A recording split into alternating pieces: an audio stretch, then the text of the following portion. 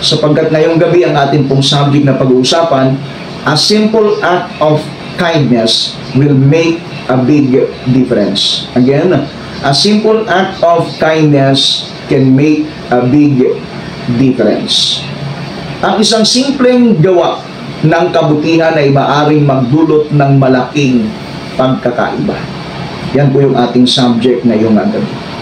Alam po ninyo, gusto ko pong simulan yung ating talakayan sa isang nakita ko pong post na nakapagbibigyan. Napakarami po kasing kwento, napakaraming story na kung ating titingnan, nalamnamin ng gusto, meron pong kaakibat na mensahe.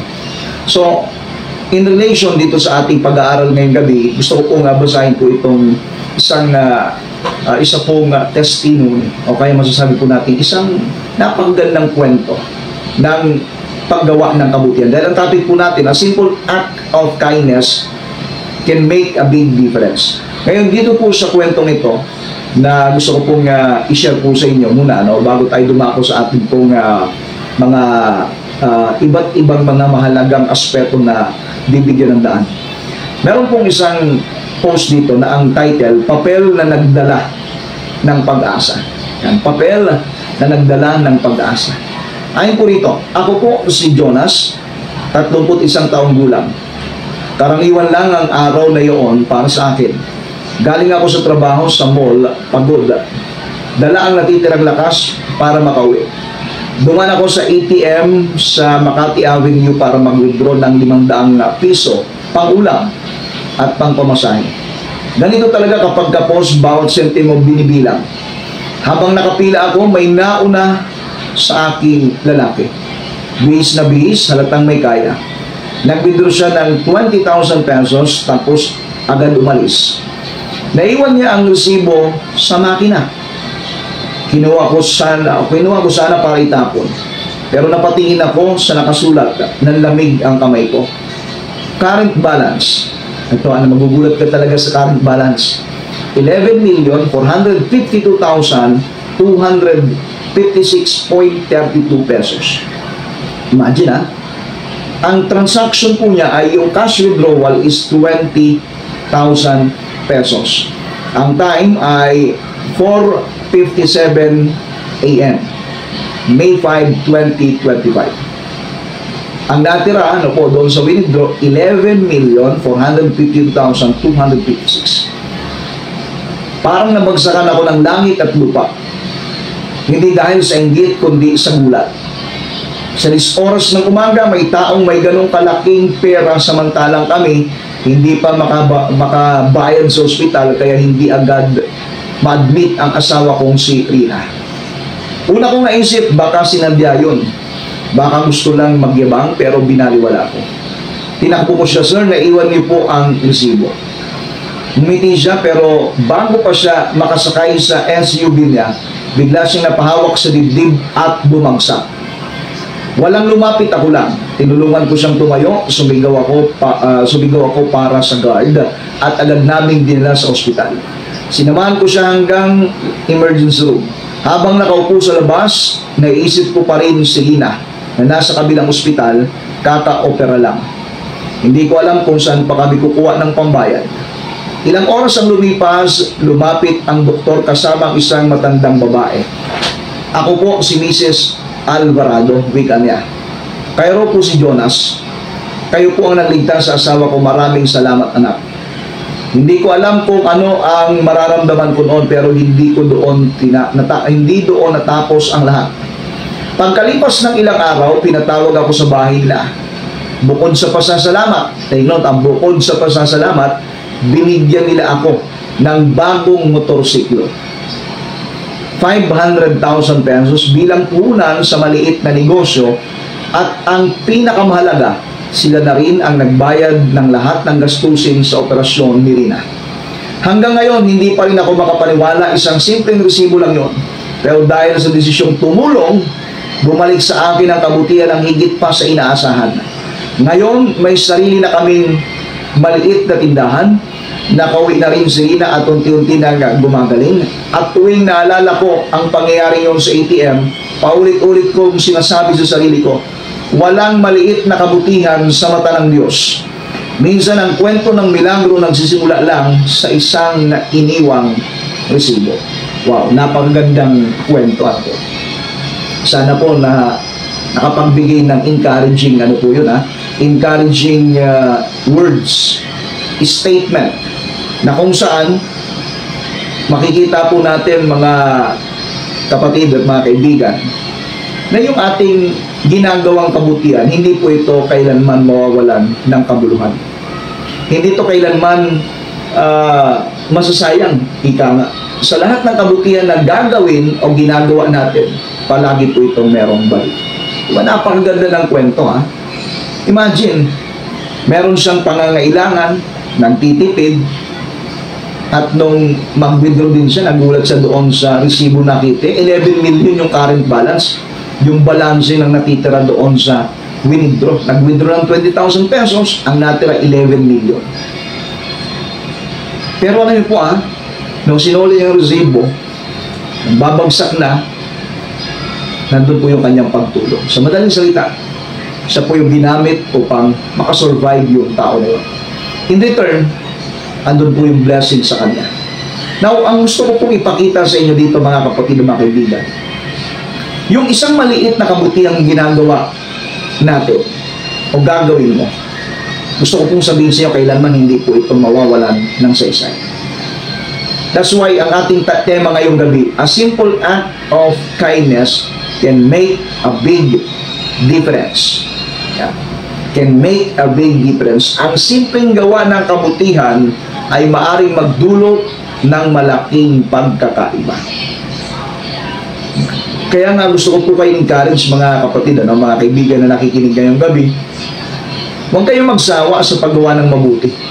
Dahil sinabi po yan ng apostol na si Pablo, tingnan natin sa aklat ng Galacia sa 6:9, ito po yung unang talatang babasahin po natin. Galacia 6:9. Ano po ang ating matutunghayan dito sa talatang ito? Ang sabi po ito, at huwag tayong mga pagod sa paggawa ng mabuti sapagkat sa kapanahunan ay magsisipag-ani tayo kung hindi tayo manghihimakot. Let us not be weary in well-doing, for in due season, for in due time, in appropriate time, we shall reap if we faint not. Aani tayo kung hindi tayo manghihimagot. Aani tayo kung hindi tayo magsasawa sa paggawa ng mabuti. That's why a simple act of kindness can make a big difference. Ang isang simpleng gawa ng kabutihan ay maaaring magdulot ng malaking pagkakaiba. Sinabi rin po ng Biblia, huwag tayong magsawa sa paggawa ng mabuti. Sapagkat sa kapanahunan, aani tayo kung hindi tayo manghihimagot. Now, dito po sa pinag-uusapan natin itong simpleng gawang kabutihan. Minsan may mga simpleng bagay lang tayong ginagawa, pero alam niyo po ba yung nararamdaman? Ewan ko po kung kayo po ay mag-agree. Sa tuwing kayo po ay makakapag-extend ng tulong at yung natulungan nyo, grabe yung kagalakan, grabe yung pasasalamat. Hindi po ba parang ang sarap sa pakiramdam na ikaw ay nakatulong? Yes, meron tayong mga pangangailangan, di po ba? Pero sa kabila ng pangangailangan mo, tumutulong ka, nakakatulong ka. Iba yung pakiramdam Yung pakiramdam mo ay parang nabibless ka dahil naging daan ka upang matugunan yung pangangailangan ng iyong kapwa. Kaya nga, yung maliit na gawang kabutihan natin, hindi dapat natin yung ipagwalang bahala. Huwag natin sabihin ay maliit lang na bagay. Ano yun po yung maliit na bagay niyan? Sa harapan ng Panginoon, yan po ay merong halaga. Meron po yung eternal value Meron po yung, kumbaga, tinutumbasan ng ating Panginoon. Kaya nga, nais ko po kayo encourage, lalo tigit, pag pinag-usapan natin ang para sa Panginoon, o gawain para sa Panginoon, mas lalo na. Dahil kapag gumawa ka na para sa Panginoon, ihanda mo yung sarili mo dahil nandyan po yung napakalaking biyaya at pagpapala na darating sa'yo. Dahil ang gawain po ng Panginoon, hindi lamang po yung investment mo dito sa mundong ito, kundi sa walang hanggan. Doon sa eternity, andun po yung balik po. Kumbaga, hindi lang dito yung blessing, higit lalo na sa eternity. Sa pangwalang hanggan, andun po yung biyaya ng Panginoon. Kaya nga, I would like to encourage everyone na patuloy tayong gumawa. Huwag tayong magsawa. Maaaring tayo napapagod, pero huwag tayong magsawa. Kasi pag napapagod tayo, ang solusyon dyan, magpahinga. Kapag nakapagpahinga ka na, nakarecover, tuloy pa rin sa paggawa. Huwag kang magsawa. Patuloy ka pa rin gumawa. Now, ano po yung mga mahalagang aral na dapat natin matunghayan dito po sa ating temang, a simple act of kindness can make a big difference. Ang isang simpleng kabutihang ginawa natin ay maaaring magdulot ng malaking pagkakaiba. Ano yung mga mahalagang aral? Number 1, ang kabutihan ay pagsasalamin ng puso ng Diyos. Again, Number 1, ang kabutihan ay pagsasalamin ng puso ng Diyos. Bakit nagsasalamin ng puso ng Diyos? Ibig sabihin, nagre-reflect ng karakteristik ng Diyos. Nagre-reflect po ito ng talagang ugali ng Diyos. Ibig sabihin, yung kabutihan, nagagawa natin yan dahil ang Diyos ay mabuti. Dahil ang Diyos ay mabuti, nagre-reflect din sa atin. Kaya nga, yung kabutihan, yan po yung pagsasalamin ng puso ng Diyos. Ang Diyos po ay maawain at mabait. Kapag tayo po ay nagpapakita ng kabutihan, ipinapakita natin ang kanyang kalikasan, yung kanyang true nature. Kaya, hindi po dahilan yung kahirapan, hindi po dahilan yung mga nangyayari sa paligid na hindi tayo magpakita ng kabutihan. Alam po ninyo, ito yung palagi natin narinig, kahit gaano kasama ng tao, merong kabutihan sa kanyang puso. Kahit gaano po yung kalupit, tandaan nyo po, mayroong natitirang kabutihan sa kanyang puso. Dahil nilikha tayo ng Panginoon na meron talaga tayong likas na kabutihan. Likas na nandoon yung pagmamahal. Kaya nga, dapat nating maintindihan, una, ang kabutihan, ito po ay sumasalamin ng puso ng Diyos. Kaya, every time na tayo po ay nagpapakita ng kabutihan, ibig sabihin, nakikita sa buhay po natin yung Diyos na ating pinaglilingkuran. Tingnan natin sinabi ng aklat ng Efeso. Efeso chapter 4 verse 32. Sundan po ninyo sa inyong mga Biblia kung meron po kayong hawak na Biblia. Efeso 4:32. Ganito po ang ating matutunghayan. At magmagandang loob kayo sa isa't isa, mga mahabagin, na magpatawaran kayo sa isa't isa, gaya naman ng pagpapatawad sa inyo ng Diyos kay Kristo. Ano pong sabi? Magmagandang loob kayo sa isa't isa. Yun yung utos sa atin. Magpakita tayo ng magandang loob sa isa't isa. Kumbaga, dito, ito'y nagsiset sa atin ng kaibahan doon sa mga hindi naglilingkod sa Diyos, doon sa mga hindi mga mananampalataya.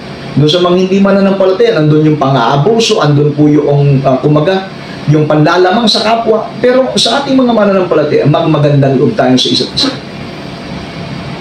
Ipakita pa rin natin yung pagmamagandang loob. Dahil, tandaan po natin kung ang katwiran natin, Pastor, kapag magandang loob tayo, tumulong tayo sa kapwa, ang problema, minsan, ang ibinabalik sa atin, hindi naman mabuti. Alam po ninyo, sa bawat ginagawa natin, tandaan natin, yan ay katumbas ng tayo ay nagtatanim. Kapag tayo po ay nagtanim ng mabuti, mabuti rin po yung ating ani. Kapag nagtanim ka ng masama, ani ka rin ng masama.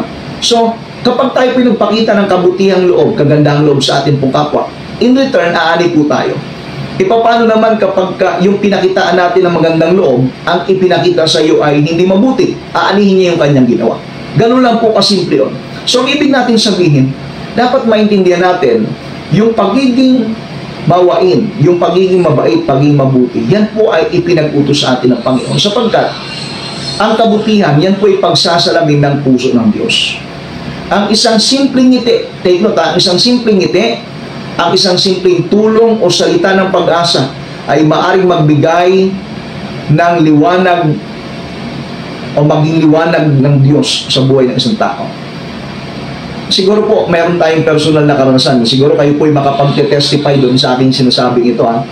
Yung isang simpleng ngiti, yung isang simpleng tulong, yung simpleng pananalita. Minsan nga po, kahit yung simpleng tapik lang, yung tinapika, o kumusta ka na, Brad? Kumusta ka na, sis? Yung simpleng tapik lang, iba yung pakiramdam mo eh. Iba yung impact mo, yung kinukumusta ka. Lalo yung ikaw yung ngingitian, yung nandun yung tulong, at saka yung salita ng pag-asa. Yung marinig mo, Brad, sis, kahit ano mangyari, kaya mo yan, nandito kami, nananalangin pa ako sa'yo. Diba ang ganda po mga pananalitang ganyan? Alam po ninyo, yung isang simpleng ngiti, isang simpleng tulong, salita ng pag-asa, ay maaaring maging liwanag ng Diyos sa buhay ng ibang tao. Kaya ugaliin po natin ang ganyan eh. Magpakita tayo ng kabutihan. Lalo kung tayo po'y mananampalataya, huwag natin pairalin yung magaspang na pag-uugali. Naturingang mananampalataya, tapos sabi nga ng termino ng labo, madatang ugali. E paano tayo makakapag-convert? Paano natin mapapalakas, mapapatibay yung ating pong kapwa? Huwag mo palaging pairalin yung init ng ulo mo. Huwag mo palaging pairalin kung ano yung katwiran mo. Dapat nandun yung pag-unawa sa iyong kapwa. Huwag lang palaging intindihin mo yung sarili mo. Huwag yung, alam ko nakakalungkot minsan, may mga mananampalataya, ang gusto, palaging intindihin sila. Sila yung palaging unawain, tapos hindi naman sila marunong unawa. Alam po ninyo, ang pinag-usapan po kasi natin ngayon, yun pong simpleng gawa ng kabutihan, meron po itong malaking maidudulot na pagkakaiba. Katulad binabanggit ko ngayon, yung isang simpleng ngiti, yung isang simpleng tulong, o yung salita lang. Ito'y pwedeng maging liwanag ng Diyos sa buhay ng isang tao. Diba, minsan pag nadidepress yung isang tao kapag ka nasa problema yung isang tao, kapag nakarinig ng mga magandang pananalita, nabubuhayan Diba? Kapag nakapakinig ng mga encouraging words, encouraging statement, diba, nabibless tayo. Kaya mas mainam na maging blessing tayo. Alam po niyo sa mga mananampalataya, yan po yung maging goal po natin. Maging blessing tayo. Maging pagpapala tayo. Huwag tayong maging dahilan ng katitisuran ng ating kapwa. Huwag tayong maging dahilan ng ikapanghihina ng ating kapwa. Maging dahilan tayo ng ikalalakas nila, ikatitibay nila. Magliwanag tayo. Maging asin at ilaw tayo ng mundong ito. Huwag yung tayo po yung palaging iniintindi, yung sabi ko nga. Huwag yung parang tayo po yung mababasaging salamin. Huwag kang maging maramdamin, huwag kang maging matampuhin. Minsan kasi nagtatampo ka, tapos sa bandang huli, matutuklasan, ikaw lang din pala yung may problema sa sarili mo. So, ito po yung panggising sa atin na ang dapat nating gawin, yung tayo po ay gumagawa ng isang kabutihan sapagkat yung simpleng pananalita, yung kapag kahit nga po diba sa mga kapatiran, yung kapag nagkita kayo, pag bumiti lang, alam mo kagad yung ngiti na doon pa lang sa ngiti ng kapatid, talagang feel at home ka, parang masaya siya nakita ka. Pero nakangiti ka, tapos isimangutang ka, parang nawawalan ka ng gana, di ba? O, ganun po yung nangyari. Pakita natin yung pagiging isang totoong Kristiyano, tunay na Kristiyano, hindi lamang po Kristiyano sa salita. Kristiyano po dapat sa gawa. Huwag kang palagi nakasimangot, parang palagi parang utangan o nautangan O, dapat nandun po yung ngiti natin. Yung, alam po yung mas maganda yung tao na kapag makikita ka talagang galak na nakikita ka, yun po yung magandang pakiramdam. Mahirap yung kapag nakita ka, iniiwasan ka. Pag gano'n ang nagiging konsepto, ibig sabihin, ikaw ang may problema, hindi yung mga nakapaligid sa'yo. Kaya i-practice natin yung tayo po ay maging pagpapala sa ating pong kapwa. Let us have an act of kindness. Magkaroon tayo ng mga gawa ng kabutihan. Kahit ito'y maliit na bagay, ito po ay meron po itong malaking impact. Pangalawang dapat nating aral na tandaan po pagka sa ginagawa po nating kabutihan. Yung isa, simpleng kabutihan ginawa natin. Ano po yung aral na dapat nating maintindihan? Pangalawa, ang maliit na kabutihan. Tandaan po ninyo ang maliit na kabutihan ay may walang hanggang bunga. Again, ang maliit na kabutihan ay may walang hanggang bunga. A simple act of kindness will result in eternity. Meron po itong walang hanggang bunga. Ang Diyos ay hindi nakakalimot, tandaan niyo po yan, hindi po nakakalimot kahit na maliit na kabutihan ginawa natin. Ang tao lang naman po makakalimutin Di ba? Ang dami mo lang nagawang tulong, ang dami mo nagawang kabutihan, tapos isang pagkakamali mo, nakakalimutan mo lahat ng kabutihan ginawa mo, yung mali na ginawa mo, yun yung natatandaan. Yan po yung nature ng tao. Kaya nga, yung maliit na kabutihan ginawa po natin, tanda natin, hindi po yan makakalimutan ng Diyos. Ano po patunay? Ang sabi nga mga kapatid sa Matthew chapter 10 verse 42. Sabi po rito, tandaan ninyo, sino mang magbigay ng kahit isang basong malamig na tubig sa isa sa mga alagad na ito, dahil sa siya'y alagad ko, tiyak na tatanggap siya ng gantimpala. Yung tubig nga lang, malamig lang na tubig, aalalahanin ng Panginoon, di ba? Kahit isang basong malamig na tubig lang na ibinigay sa kanyang mga alagad, gagantimpalaan ito. Di ba? Kaya nakaka-bless na yung maliit na kabutihan ginawa natin, meron pala itong eternal value, meron pala itong gantimpala ang Panginoon. Hindi po ito kinakalimutan ng ating dakilang Diyos. Andun po yung kanyang pag-aalala dito po sa gawang kabutihan natin. Yung isang basong malamig na tubig lang ay may bigay mo sa lingkod ng Diyos, inaalala niya. Gaano pa kaya kapag binigyan mo may kulay? Di ba? Kung yung simpleng malamig na tubig, pinakain mo pa, pinamrienda mo, ganito po yung blessing ng Panginoon na yung ginawa nating kabutihan, kailanman hindi niya po ito kakalimutan. Ang maliit na tulong, gaya ng pakikinig, pagbibigay o pag-abot ng kamay, ay maaaring maging sagot sa panalangin ng iba. Alam niyo po, there are times na hindi natin namamalayan, tayo po pala yung sagot doon sa kanyang panalangin. Meron pong gano'n. Tayo po ay ginagamit ng kasangkapan ng Panginoon. Alam po niyo po, ang Panginoon pwede siyang gumamit ng mga iba't ibang kaparaanan. And most of the time, or there are times, maaaring hindi mo namamalayan, ikaw po ay ginagamit ng Panginoon. Dahil ikaw ay nakikinig, nagbibigay, nag-aabot ng iyong kamay, o kaya ay ando naman yung tinatawag na nagiging sagot ka sa panalangin ng iba. Kaya alam niyo po, napakahalaga nitong ating pinag-uusapan sapagkat ini-encourage ko po kayo na nandun po yung pagpapakita ng kabutihan. Kahit ito po isang maliit na kabutihan ginawa natin o ginagawa natin, meron po itong malaking impact. Pangatlong aral na gusto ko pong dalhin po sa inyo. Ang kabutihan ay nagpapagaling at nagbubuklod. Again, ang kabutihan ay nagpapagaling at nagbubuklod. Kindness will result healing and unity. Yan po ang resulta niya. Kapag nagpapakita tayo ng kabutihan, nagdudulot ito ng kagalingan, nagpapagaling ito at nagbubuklod. Ang kabutihang loob ay nakakapawi ng galit at nagpapalakas ng samahan. Di ba kapag kayong isang samahan, andun po yung pagiging mabuting miyembro, pagiging mabuting kasapi, o kaya pagiging mabuting bahagi ng grupo. Hindi ba kapag ganun yung ating ginagawa, yung kabutihang loob, napapawi yung galit at saka nagpapalakas, nagpapatibay ng samahan? Kasi nga, naging mabuti tayong tao. Naging mabuti tayong kabahagi ng grupo.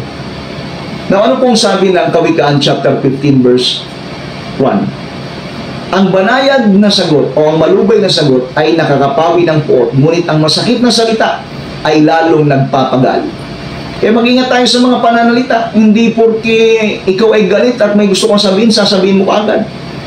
Pag ganun ka, lumalabas na ikaw ay isang mangmang. Pero sabi ng Biblia, ang mangmang walang pakundangan sa kanyang pananalita. Kung ano yung naisipan niyang sabihin, sasabihin niya. Pag sinabi niya, ay galit ako kaya hindi mo ako mapigil. Pag galit ako, makikita talaga, sasabihin ko talaga. Ang tawag ng Biblia dyan, mangmang. I'm sorry, pero yan po yung sinasabi ng Biblia. Now, bakit ko po ito binabanggit? Kasi nga, ang itinuturo sa atin, yung paggawa ng mabuti, yung kabutihang loob, yung kabutihang asal, lalo kung ikay mananampalataya. Huwag tayong umasta na katulad ng isang hindi mananampalataya. Nakakalungkot, ikaw ay mananampalataya, tapos yung ugali mo ay mas masahol pa sa hindi mananampalataya. Huwag ganon, mga kapatid. So, pinupukaw ko yung inyong damdamin, yung inyong kaisipan, sapagkat ito po ay kinakailangan natin namnamin po yun ng gusto Kasi nga, minsan, nagwe-withhold tayo ng ating sarili na in fact, kaya pala nating makapag-extend ng tulong sa iba. Alam niyo po, yung simpleng kabutihang ginawa natin, meron po itong malaking impact. Meron po itong malaking magagawa. Yung simpleng pag-abot mo lang, yung simpleng pag-extend mo ng tulong, yung salita lang, o yung mga pwede mong maiambag, yan po ay malaking bagay na kung saan meron pong gantimpala ang Panginoon. Ano pong sabi ng Galatia 6:2? Galatia 6:2, tulungan ninyo ang isa't isa sa pagdala ng pasanin.